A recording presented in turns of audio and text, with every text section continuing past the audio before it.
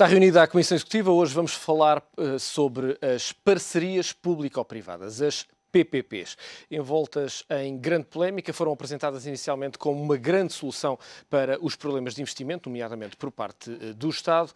Obviamente, juntando aquilo que eram as necessidades dos privados em aliar-se a grandes projetos, mas também o Estado em ver obra feita, as PPPs rapidamente se transformaram num problema que está, obviamente, em cima da atualidade e que vai prejudicar em muito o orçamento dos próximos anos. Para olharmos para as PPP, para as suas virtualidades e também para as suas características menos boas, convidámos Joaquim Miranda Sarmento, é convidado habitual da Comissão Executiva da sexta-feira, é professor universitário, e também Paulo Carvalho, é economista. Agradeço aos dois a vossa presença nesta Comissão Executiva. Joaquim, começo por si para lhe perguntar, e vamos começar pelo modelo, temos algum tempo para analisar hoje as PPP e vamos dissecá-las com algum pormenor. As parcerias público-privadas inicialmente foram apresentadas como uma solução, exatamente para juntar o melhor do Estado e dos privados. Rapidamente envolveram-se ou foram envoltas numa polémica e também em alguma contestação. Vamos começar pelo modelo. É um bom modelo? Depende da sua utilização? O que é que podemos dizer inicialmente sobre as PPPs? Olá, bom dia, Rui. Em teoria é um bom modelo. E é um bom modelo porquê? Quando o Estado decide fazer um investimento público, tem duas alternativas. Pode fazê-lo através da alternativa tradicional de usar as entidades públicas, no caso das estradas, usar o Instituto Público, no caso dos hospitais e o Serviço Nacional de Saúde, ou recorrer a uma parceria público-privada. Os privados têm um custo de financiamento mais elevado, ou tradicionalmente mais elevado, do que o Estado. E isso é relevante porque estes projetos assentam numa lógica de project finance, ou seja, são financiados sobretudo através de dívida à banca. E estamos a falar de o investimento é financiado de 70% a 90% por dívida à banca e o restante 10% a 30% por capitais próprios dos privados. E, portanto, o facto de o financiamento do privado ser um pouco superior ao do Estado cria aqui um diferencial de custo. Esse diferencial de custo tem que, para gerar valor para o Estado numa parceria pública ou privada, tem que ser compensado por uma maior eficiência do privado. Aquilo que tradicionalmente consideramos que o privado é mais eficiente. E essa eficiência vê-se no custo do investimento, no custo da manutenção do ativo que está associado normalmente à PPP e numa melhor alocação dos riscos. E, portanto, se o privado conseguir ser mais eficiente que o Estado e com essa eficiência compensar o diferencial de investimento, o Estado, no final, tem um ativo ou um serviço prestado por um valor inferior àquele que seria se fizesse através do método tradicional. Agora, porquê é que isto correu mal em Portugal? Ou pelo menos genericamente correu mal, porque também, diga-se, algumas parcerias público-privadas correram bem, o caso da Fairtax, por exemplo, entre outros. Para este modelo funcionar, tem que haver uma total independência de quem decide do lado público. Ou seja, a primeira condição é que tem que haver uma verdadeira opção entre a escolha de fazer a autoestrada através das Estradas de Portugal, por exemplo, ou fazê-lo através de uma parceria público-privada. E essa opção em Portugal não existiu nos últimos 15 anos. Ou seja, quem estava do lado público a decidir não teve a possibilidade de escolherem de fazer a autoestrada ou o hospital via público ou fazer via PPP. Porquê? Porque se fizer via público, o investimento vai ao déficit e vai à dívida. Quando se fizer através de uma parceria, só os pagamentos futuros, ao fim de alguns anos, é que começam a contar para efeitos do déficit. E, portanto, esta tentação orçamental criou o primeiro grave entrave a que o modelo funcionasse bem. Porque, verdadeiramente, o decisor público não teve a possibilidade de escolha. Tinha que fazer a autoestrada e tinha que fazer via PPP.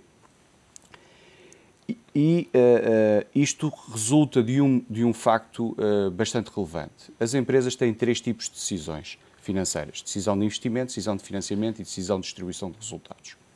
No Estado não há a decisão de distribuição de resultados, mas há a decisão de investimento e a decisão de financiamento. Ora, um princípio base de finanças é que estas três decisões têm que estar separadas. E no Estado português dos últimos 20 anos, isso não tem acontecido. Não se separou a decisão de investimento da decisão de financiamento.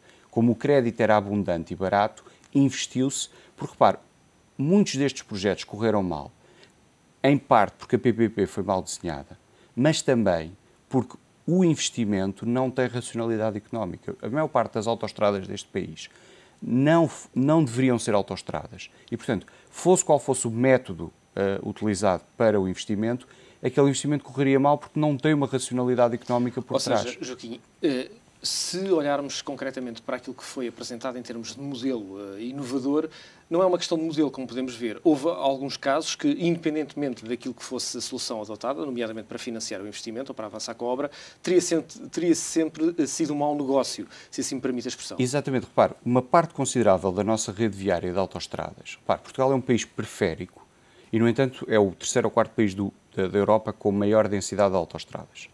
E uma parte considerável dessas autoestradas não tem tráfego suficiente para ser autoestrada. Portanto, o problema está na má decisão do investimento e só subsequentemente no mau modelo de parceria. A má decisão de investimento tem a ver com decisões que não são racionais do ponto de vista económico, o facto do modelo da parceria ter corrido, e portanto, a má decisão de investimento teve a ver com a não separação entre a decisão de investimento e a decisão de financiamento. O mau modelo de parceria tem a ver com a tentação orçamental e tem a ver com outras duas coisas. Com o facto de o Estado não ter capacidade para gerir estes contratos que são extremamente complexos e que ainda por cima foram feitos a uma velocidade enorme. Ou seja, nós lançámos em 15 anos 40 parcerias e 80 concessões. E por último, o Estado só para os últimos hospitais é que utilizou o comparador do setor público, ou seja, é que utilizou a métrica de quanto é que isto custaria se fosse feito pelo setor público. E, portanto, o Estado negociou mais de 30 PPPs sem saber sequer qual é que seria o preço de referência máximo se quisesse fazer a autoestrada ou o outro investimento através do Estado. E, portanto, foi por uma negociação sem qualquer, com uma total assimetria de informação e de capacidade de negociação. Isso leva-nos a uma questão que é, muitas vezes, Paulo Carvalho, uma negociação absolutamente no escuro, porque não há métricas, não há números comparáveis. Esta capacidade técnica que é, obviamente, necessária na negociação de PPPs, muitas vezes falta, porque, como dizia o Joaquim Miranda, negociar muitos contratos que são extraordinariamente complexos, porque muitas vezes têm variáveis de negociação a longo prazo que implicam uma capacidade de previsão sobre bases que muitas vezes não existem, obriga uma grande complexidade técnica que muitas vezes também não existe do lado de quem negocia, nomeadamente do lado do Estado. E isso ocorreu-se durante estes 20 anos a consultores técnicos que foram pagos a peso de ouro e que os resultados estão à vista. Eu acho que devia haver aqui um retrocesso, a apostar em pessoas do Estado, peritos do Estado, de forma a potenciar que o saber ficasse lá dentro e não, portanto, continuar a pertencer aos privados. Isso foi uma grande falha durante estes 20 anos e aqui, portanto, no relatório do Orçamento de Estado para 2012, aqui na página 121, diz novamente proceder à reavaliação dos principais contratos celebrados com recurso à Sociedade de Auditoria do Topo. Quem são estes? Ou seja, consultores externos, basicamente. Quem são? Só outra vez auditores externos. Vamos pagá-los novamente a peso de ouro. Isto está por explicar. Permita-me interrompê-lo para lhe perguntar o seguinte. Nos últimos anos assistimos, não só ao nível de consultores técnicos, mas ao nível daquilo que era a grande capacidade de engenharia ou de outras áreas de finanças, a uma grande erosão de técnicos por parte do Estado. O Estado não pode perder essa capacidade técnica, esse know-how, é isso que está a defender? Não pode. Sob pena de perder e continuar a perder. As parcerias público-privadas é um bom modelo. Mas há certos requisitos que deverá ter. Portanto, tem que ser um Estado forte. Eu punha um teto para a dívida pública global. Isto é, há um teto para a dívida pública, mas não há um teto para a dívida pública global. Tem que haver um comparador público. Um comparador público é, eu, enquanto Estado, tenho que saber quanto é que custa fazer uma estrada, fazer um hospital. E se eu não tiver esse trabalho de casa feito, quando for negociar com os privados, negocia-se mal, obviamente. Estarei em desvantagem. Ainda por cima num mercado de construção que sabemos que é altamente cartelizado. E, portanto, tem meia dúzia de players que, enfim, não é um mercado propriamente perfeito ou de forte concorrência, não é? Portanto, isso ainda é agravado por esse facto. Paulo, quando olhamos para aquilo que é o Estado no seu todo, o Estado é uma entidade muito grande e muito abstrata, mas quando olhamos para o Estado no seu todo, não existe uma contabilidade analítica como acontece na maior parte das empresas. Não. Ou seja, não há noção de quanto é que custa recolher o lixo numa determinada câmara ou prestar um determinado serviço num determinado hospital. Não há contabilidade pública. Não há contabilidade pública. Isso é uma grande lacuna que continua a haver. Eu sei. E, portanto, é, digamos, quase impossível, ou mesmo impossível determinar... Não havendo centro de custos, é impossível saber quanto é que custa uma certa atividade. Mas a nível do Estado geral, portanto, não é só nas câmaras, é em todo o lado. Isso acontece. Joaquim Miranda, esta é, obviamente, uma questão desde logo de base, que é, não sabendo quais são os valores que estão em cima da mesa para podermos comparar, dificilmente conseguimos negociar, seja o que for. A não utilização desta métrica do comparador e, sobretudo, um comparador que seja fiável, porque mesmo nos hospitais em que foi usado há dúvidas bastante relevantes se de facto o comparador não foi empolado para cima. Ou seja, as pessoas perceberem, o comparador é o Estado dizer fazer esta autoestrada custa-me, a mim Estado, usando os mecanismos do setor público, 100. Em termos de valor atual líquido. E, portanto, eu apenas aceito negociar com os privados se eles me oferecerem um valor atual líquido abaixo dos 100. Isto pressupõe duas coisas. Qual é a taxa de desconto que eu uso, e o Estado tem usado uma taxa de desconto manifestamente baixa, de 6%, mas, sobretudo, se os meus 100 são verdadeiros ou não. Porque se eu considerar que é 150, eu estou a dar uma margem de lucro indevida aos privados. É evidente, se eu considerar que é 70, também afasto os privados da competição.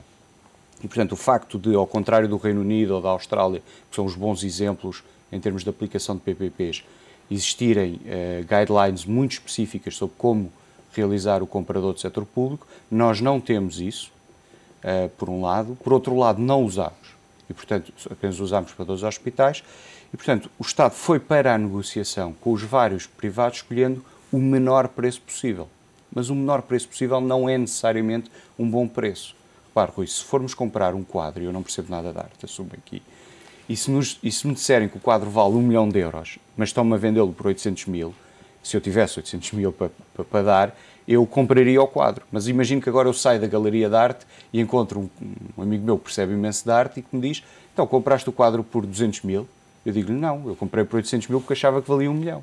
E, portanto, manifestamente, o não sabermos quanto é que custa, ou o Estado não ter sabido quanto é que custaria fazer pelo lado público, associado ao facto que, na prática, os privados sabiam que o Estado ia fazer via PPP porque não queria colocar isto no déficit e na dívida, e, portanto, tinha esta tentação orçamental, fez com que os privados tivessem empolado o preço e nós assistimos hoje a níveis de rentabilidade para parcerias com uma partilha de risco mal feita, em que os privados assumiram muito poucos riscos, níveis de rentabilidade que são excessivos, sobretudo para as condições iniciais do contrato. E, portanto, quando temos níveis de rentabilidade na casa dos 15%, para um negócio que basicamente tem um risco financeiro, ou seja, o risco da taxa de juros, a maior parte deles nem sequer tem risco de procura, são pagos por disponibilidade. E, evidentemente, estamos a falar de uma taxa de rentabilidade que é abusiva. E, portanto, estamos a falar de rendimentos que são excessivos face ao ativo, ao serviço e ao nível de risco que o privado assumiu. Joaquim Miranda, vamos focar-nos em alguns pormenores, até porque certamente algumas pessoas que nos estão a ver não são especialistas nas PPPs, quando fala que são pagos por disponibilidade, porque há obviamente um link, digamos, entre aquilo que é a procura desse mesmo serviço e o valor que é pago às empresas nesse caso. É ao contrário. Repare, as autoestradas, tirando as da Brisa, as que eram SCUTs e as novas concessões, as portagens são receita do Estado, que também foi um malabarismo contabilístico do Sr. Paulo Campos, para que as estradas de Portugal viesse a sair do perímetro de consolidação das contas públicas. O privado é pago por disponibilidade. Por disponibilidade significa que, desde que a autoestrada esteja aberta, o privado recebe uma renda fixa. Ora, isso vai-nos levar a uma questão que é... Não tem que ver com a procura. Exatamente. Que é... Se naquele conjunto de autoestradas, por absurdo, não passar rigorosamente nada, ninguém, eles continuam a receber aquele valor. Faz sentido a negociação de uma PPP ser baseada nessa lógica? Não, porque basicamente aqui o que estamos a fazer é passar grande parte do risco, ou quase todos os riscos, para o Estado. Sim, sim. E apenas, digamos que quem está do lado do setor privado, do lado da PPP, apenas tem que negociar o financiamento. Exatamente. O único risco que estas estradas, quer as ex-scuts, quer as novas subconcessões têm, é o risco de financiamento, ou seja, como a dívida é Euribor mais um spread, se o Euribor subir, evidentemente a rentabilidade é afetada. Agora, leva-nos ao problema inicial. A maior parte destas estradas não tem tráfego suficiente para ser rentável por si só. Agora, não era necessário, repare, ou seja, o que eu estou a dizer é, não teria sido possível fazer estas estradas colocando o risco-procura totalmente do lado dos privados, porque a procura não é suficiente e não justifica aquilo ser uma autoestrada. Mas não podia levar, eu peço desculpa estar sempre a interrompê-lo, mas penso claro. que, como temos tempo para focar nos temas, acho que era importante dissecar algumas questões. Se esse risco fosse passado para os privados, não teria havido, de parte dos privados, um maior cuidado até a aconselhar o Estado a não avançar com determinados projetos? Seguramente. Porque, obviamente, não queriam, porque tinham noção de que esses projetos não seriam interessantes. Não, e, sobretudo, teríamos visto uma questão. Nós sabemos hoje, e o INIR, até os relatórios do INIR são públicos, nós sabemos hoje que quer as estimativas de tráfego das ex-scuts feitas em 99, 2000 foram extremamente otimistas face à realidade. Quer as estimativas de tráfego das renegociações de 2010, que essas então são absurdas.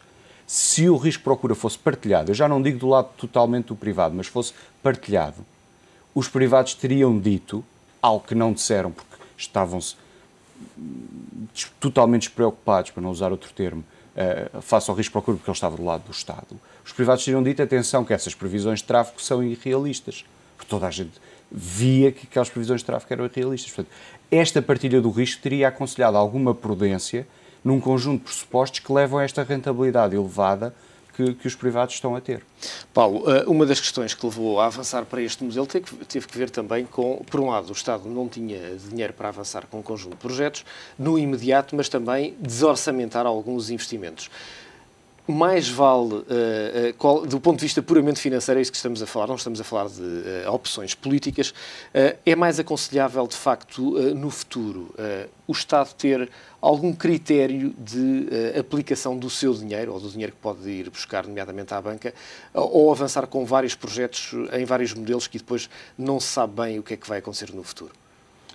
É melhor, primeiro, o Estado deve, de facto, como eu disse há pouco, fazer o seu trabalho de casa. E depois, quando tiver o seu trabalho feito, aí sim decidir se é melhor avançar em várias frentes ou não. Isto foi um mecanismo das parcerias de fugir ao déficit público, maquiando a despesa.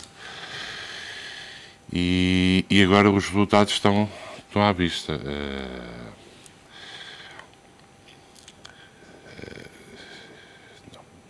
Quando olhamos para aquilo que é a partilha de risco, há claramente um modelo extraordinariamente desequilibrado entre aquilo que é o risco assumido pelos privados e o risco assumido pelo setor público.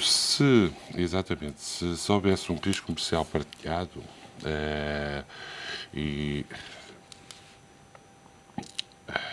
estes modelos teriam acabado por funcionar de uma forma mais correta. Exatamente. Tem a ver com os incentivos, ou seja, se nós dermos demasiados riscos ao privado, ele vai exigir um retorno financeiro maior, porque está a assumir riscos que são caros. E, portanto, também não é bom passar todos os riscos para o privado. Mas se dermos poucos riscos, não lhes estamos a dar o incentivo a ser eficiente e, com essa eficiência, compensar o tal diferencial no custo de financiamento. Portanto, a alocação de riscos acaba por ser, do ponto de vista da literatura económica, o ponto-chave na eficiência das PPPs, naquilo que se designa o value for money do Estado. Todos os autores são unânimes em reconhecer que a alocação do risco é 80% ou 90% da eficiência da PPP. E nós nunca soubemos, em Portugal, ter na maioria destas parcerias, uma alocação de riscos equilibrada. Demos poucos riscos ao privado e, consequentemente, não lhe demos incentivos para ele ser eficiente. E isso tem a ver muito com o mecanismo de pagamento. Quer dizer, quando eu pago por disponibilidade, No limite, o incentivo que eu estou a dar ao privado é que não passem lá carros. Quanto menos carros passarem, menor são os custos operacionais de manutenção. Quer dizer, isto não faz sentido nenhum, quer dizer... E isso é a base de tudo isto.